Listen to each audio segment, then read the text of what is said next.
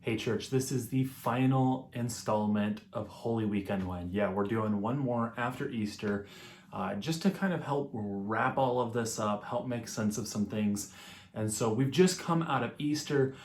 We have seen and experienced the risen Jesus. And so in Luke chapter 24, all the way down in verse 36, Jesus comes and he meets with his disciples. And he's there in the midst of them and he tells them, peace be with you.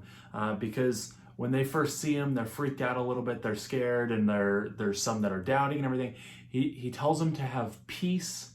And then because of the doubt, he shows them, he says, hey, feel my hands, touch my side.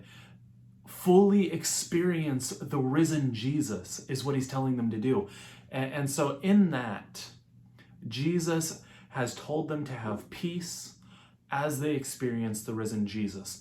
And here's my concern is that coming out of Easter, I think it's really easy for us to see and experience all that there is with the victory that we have in the resurrection of Jesus, and then get complacent.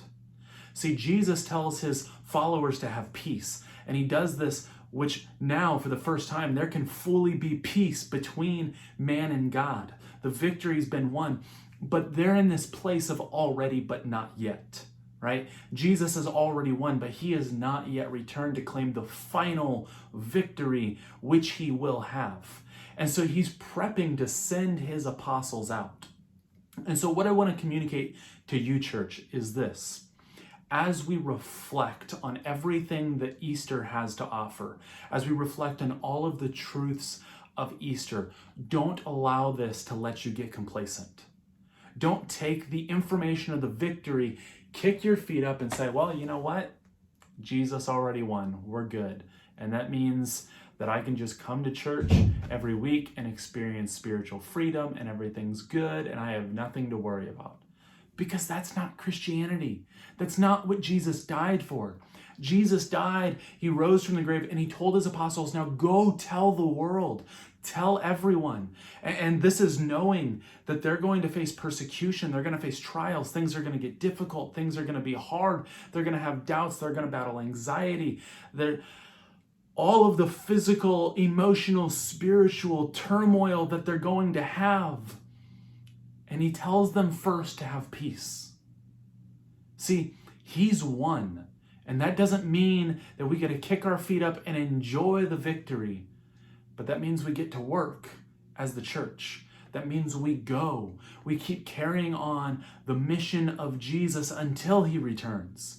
And as we do that, and as we experience the physical, emotional, and spiritual turmoil that the enemy will throw at us, that's when we fall back on the victory of Jesus.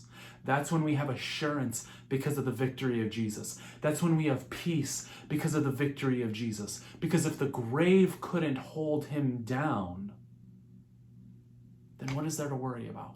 What's the worst the world can throw at us? And so here's what I want to leave you with in all of this.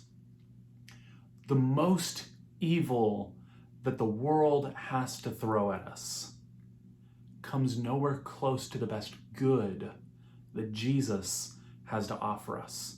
So as you see and you look at all the calamity around the world, don't let that stop you. Don't even let that get you to hesitate, because what Jesus has to offer to you is so much more good than anything is bad that the enemy can throw at you.